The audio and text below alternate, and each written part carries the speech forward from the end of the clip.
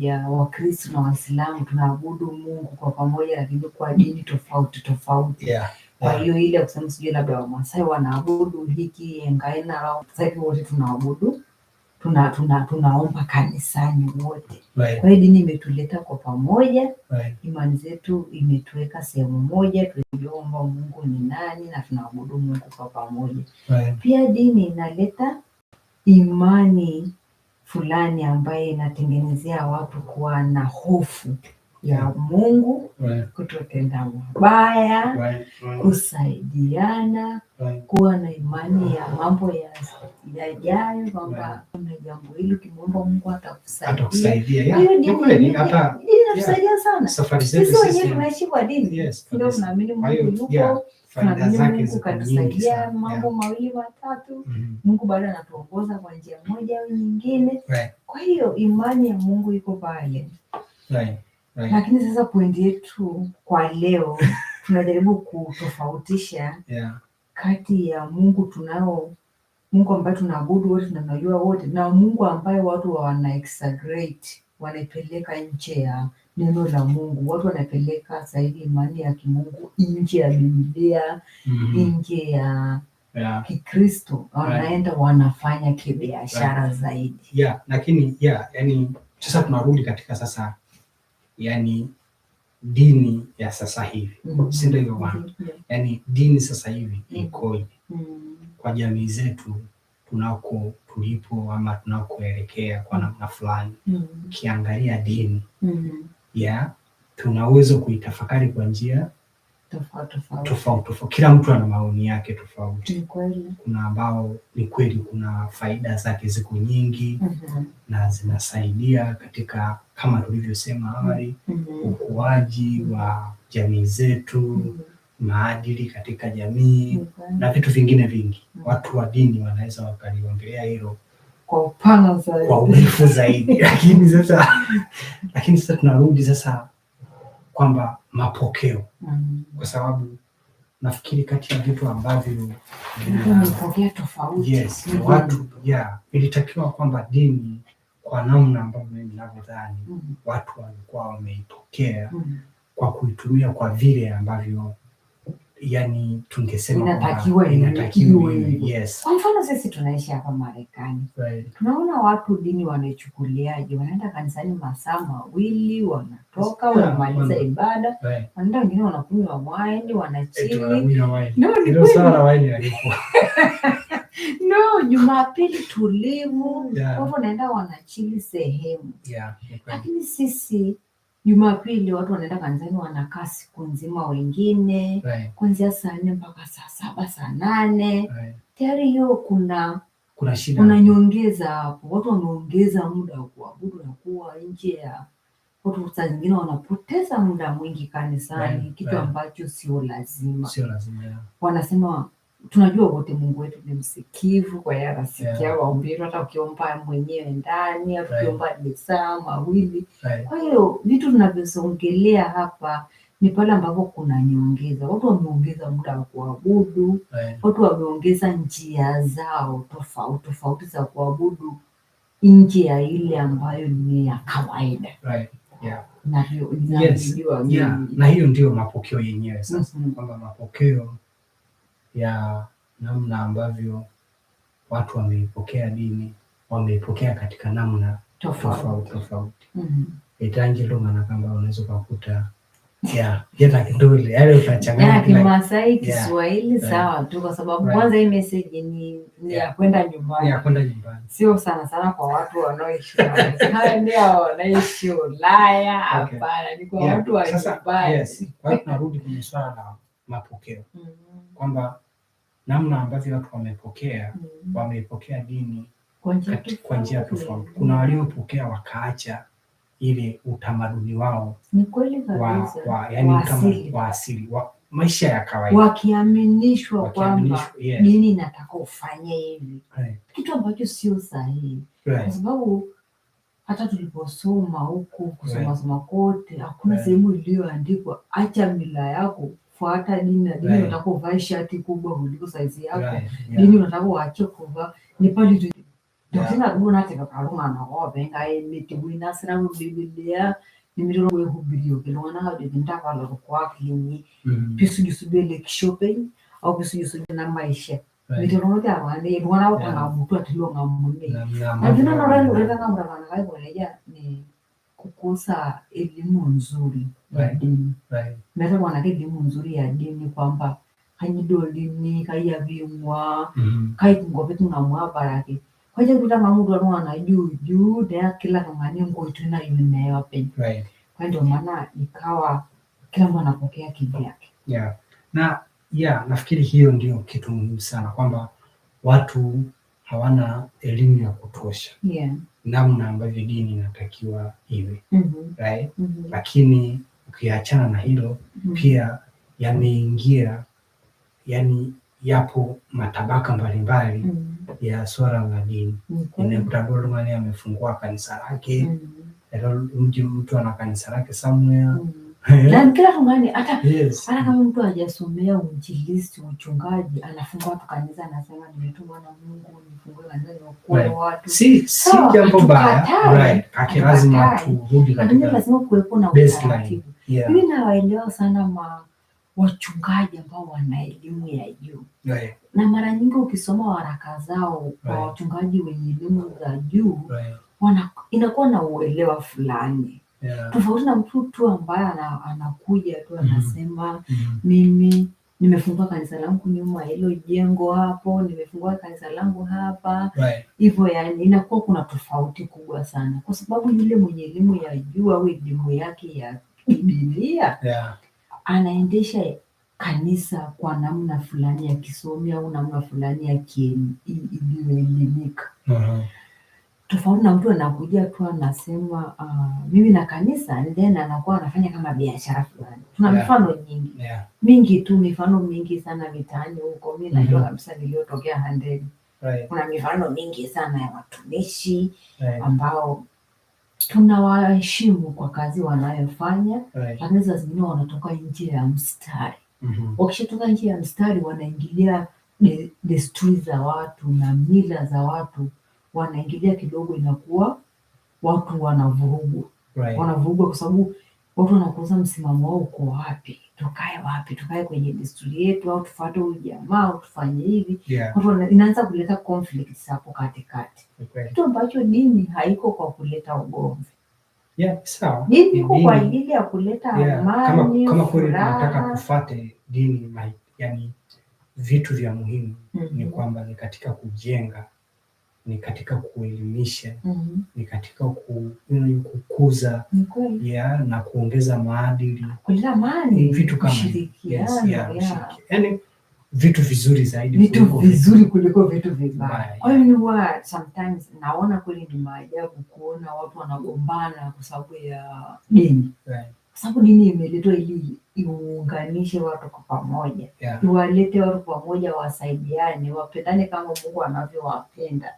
Sasa kuona watu wanagombana na ukiangalia chanzo chake ni dini, inakuwa tayari inaleta maswali mengi kwamba hii dini ni sahihi kweli? Kwa nini watu wanagombana, familia zinagombana au majirani wanagombania dini fulani?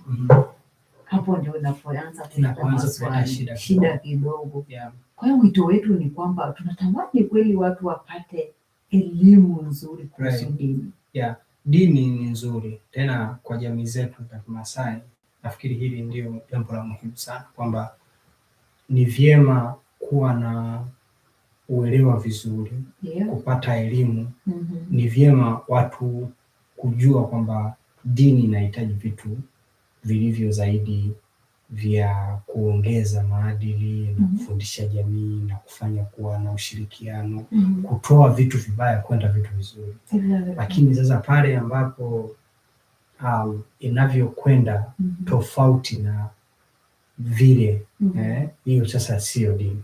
Hiyo sasa inageuka kwa sababu sasa yako kweli kwamba watu wametapalake lulule bonoke tapalake ngamula ko mwana kumuka mugore taimani imayane Kimasai tapalake ni amiri wanapoknajo ulindo kisida.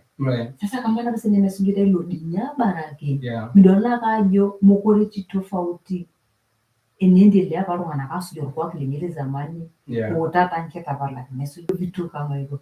Hebu tuambie kidogo kwamba tafiti zimefanyika tofauti, si ndio? Kuhusu dini na jamii na ni jinsi gani naonekana kila siku Afrika kidogo inachukulia dini second hand. Tuko vizuri. Yaani niliona sio watu wanaabudu mpaka saa nyingine right. Yaani hizo style tofauti hapa ni strange kidogo. Right. Lakini ni vyema. Tafiti zinasemaje kuhusu dini na nchi za Afrika? Kwa upande wa shule wanasema kwamba dini ililetwa, yani kuna msemo mmoja wanasema walipokuja na dini waliwapa Biblia wa Afrika wakaondoka na watu wakaenda kutumia ardhi. Unaona, kwa hiyo sisi bado tunapambania kwenye upande wa Biblia zaidi, badala ya kutumia ardhi zetu tulizo nazo kuzilinda rasilimali zilizokuwepo. Hiyo ni kwa huku tukiendelea kumwabudu Mungu kubwa zaidi, lakini tukija katika sasa jamii zetu sasa mapokeo yao, kwa sababu hili ndio jambo ambalo la muhimu sana kwamba mapokeo yetu na dini watu wamepokea dini na sasa wanaanza kuona walichokuwa wakikifanya zamani 10 years ago ndio hii ya sasa kwa tabara mbele au sema ndio vitu vyako binafsi lakini tendeleo katika ile swala la kusema kwamba mapokeo namna ulivyopokea kwamba mpaka mtu sasa anaanza kuharibu yani ile mfumo wake aliokuwepo nao. Ngine yanarumana au jomani kenya njo mwetele ganisa. Obeje ngara mikiboda na legwita mela hai kwetu. We ni show kubwa sana njia mnagombana vibaya mno. Sasa hapo tayari nafikiri hiyo ndio kitu ambacho nadhani mambo nagombana na wake zake au na nyewe wake za zingine wake za watu wanaume wake wengine wanaamua labda kuvua mila yao kabisa na kudhani kwamba wakiwa watu wakivaa tofauti ndio wanakuwa wameokoka au ndio dini inataka. Na hiyo ndio kitu ambacho kabisa naamini kuvaa hivi vitu emoki kanyomoki na hata masa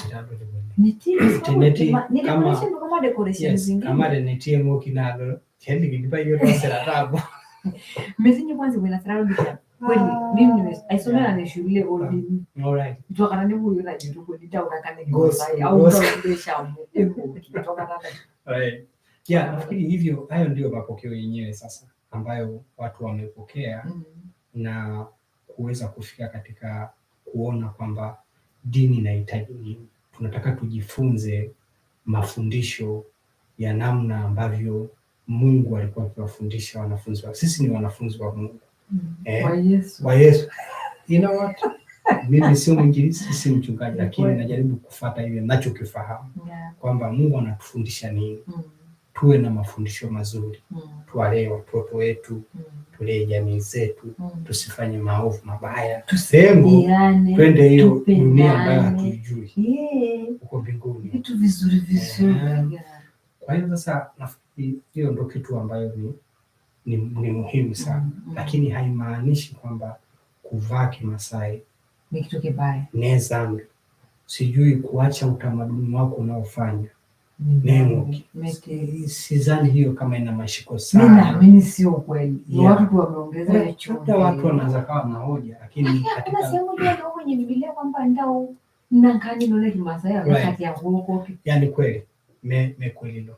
Lakini sisi tunataka tufuate kwamba ni vyema watu wafahamu kwamba tunachotakiwa kufanya tuipokee dini katika mantiki fulani ya kuweza njia nzuri kutujengea maadili katika jamii zetu na si kuacha maadili yetu mazuri kuweka muunganiko mzuri na kuleta jumuiya ya fulani nzuri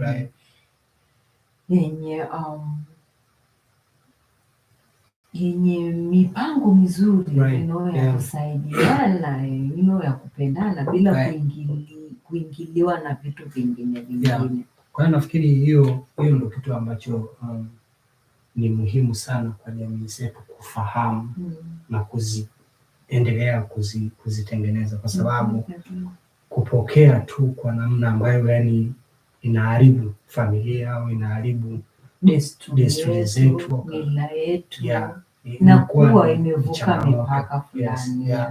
Hiyo inafika mahala kwamba inaharibu sasa jamii. Kwa hiyo swala la mapokeo ni muhimu kulijadili, unaona, kufahamu kama rangi mpaka hapa nilipo ingati ngumoto na yani liko wapi mtu yajusiye common sense noveno kwamba kaitaja inatoki inuite inaemita ngoito sile kweli na aipitiliza aivuke mipaka.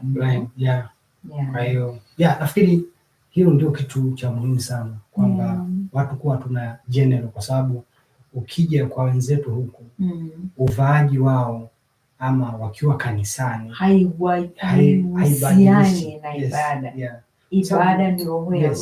Na hata kwenye Biblia tuliyosoma kweli, kanisa tumesoma Biblia sana, kanisa iko rohoni mwa mtu.